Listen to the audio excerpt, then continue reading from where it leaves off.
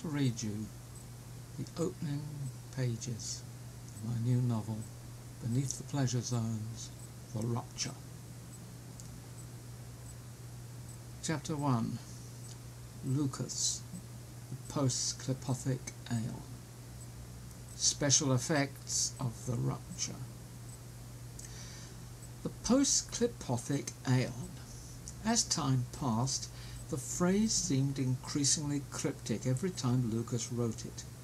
This time he was using a cracked biro on the back of some old spreadsheets salvaged from a ruined tax office.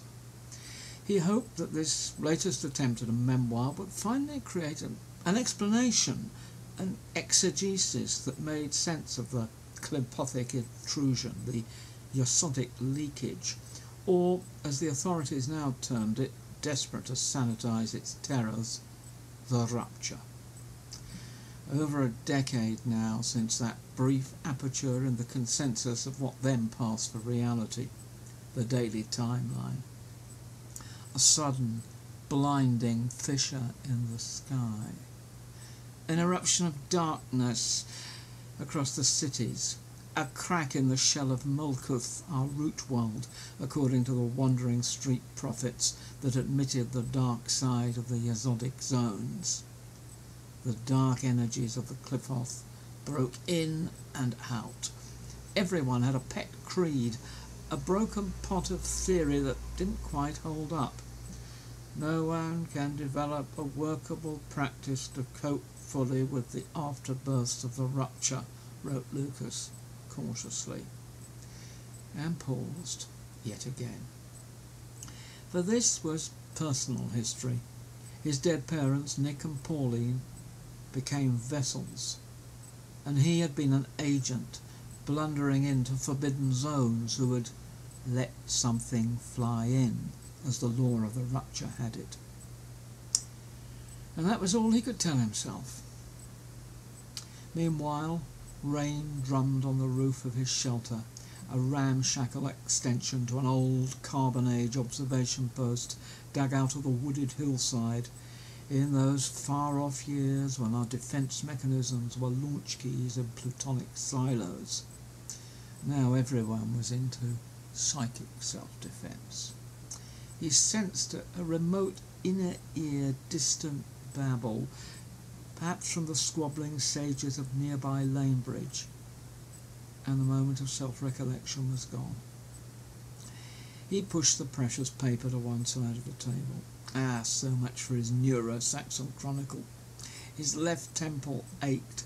Focus on language had become difficult after the rupture, and now it was impossible to concoct a narrative he could live in comfortably.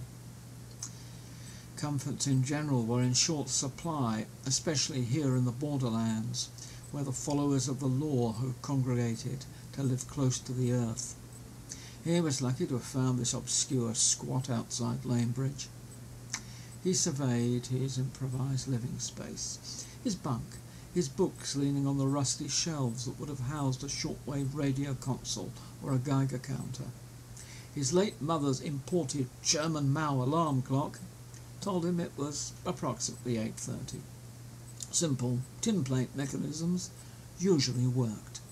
So he peered out under the heavy concrete lintel into his extension, a crazy parody of a suburban conservatory, cobbled together from plastic sheeting, corrugated iron, and discarded pallets. It was raining steadily, as Vivian had predicted. He'd overheard her reading the cards for a stout farmer in the Red Hag. He must try not to think too hard about dreamy Vivian, but it stopped him thinking about his sex goddess, Carla, or Leela, or Robin, all his lost girls. Time to work if he was going to eat today, to go to Lanebridge and share the battered ornaments of his knowledge at the learning repository with the kids, damn kids.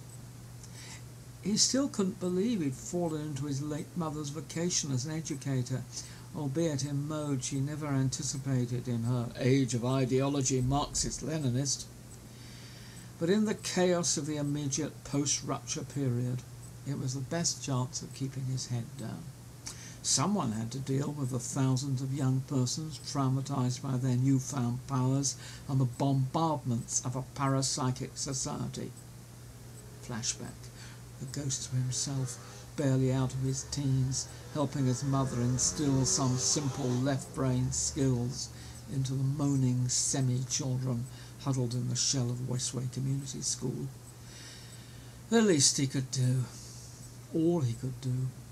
His encounters in the alt worlds of the polyverse, which still tried to entrap him in dream frames, had given him some immunity against the special effects of the rupture.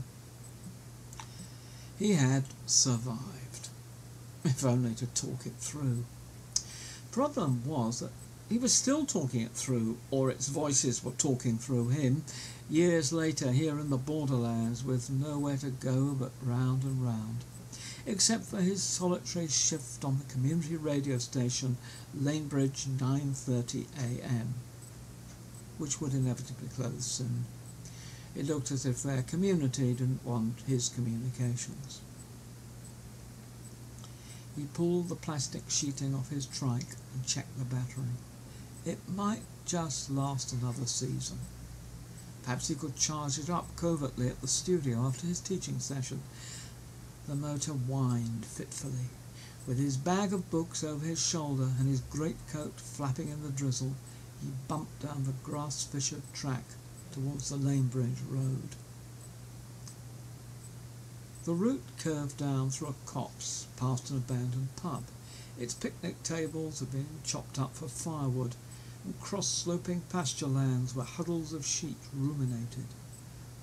As he cycled, he noticed a faint tremor behind his right temple. The glistening hedgerows are signalling, alive with biomorphic energy. Then he controlled the reflex. It was surely a slight breeze, or the animals simply stating their presence in itself. The dim murmur in his head merged with the hum of the motor as the trike gathered speed. The undermine was getting to him again. As he reached the fork between Lanebridge and Old Hallows, he overtook a dented pickup truck carrying a sagging pyramid of potatoes.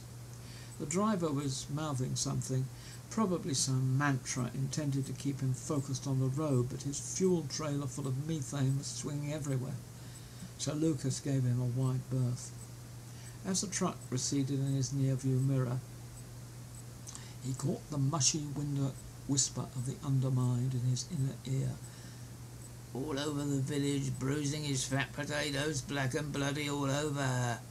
He tried to shake it out of his head, a futile reflex. He could only grip the handlebars tighter and wait for the turrets of the Lanebridge Tower to appear through the haze. The road skirted a burying ground, another mass grave from rupture times. Between the yew trees and the crooked wooden markers, he noticed 3 harvesters and looked away quickly. Hooded in grey, they slowly moved their snaking detectors along the overgrown paths. Refugees from the urbs often assumed they were using metal detectors to salvage precious resources. A saw blade, a claw hammer, a lock knife. But Lucas knew their modus operandi. Even now they still claimed an ancient right to harvest souls. And on their vigils they claimed to see a bluish orgone flicker of astral energy hovering over the grassy mouths, to be gathered as a life feed in their secret ceremonies. The Lanebridge elders discouraged the microsector, and it was unusual to see them after sunrise.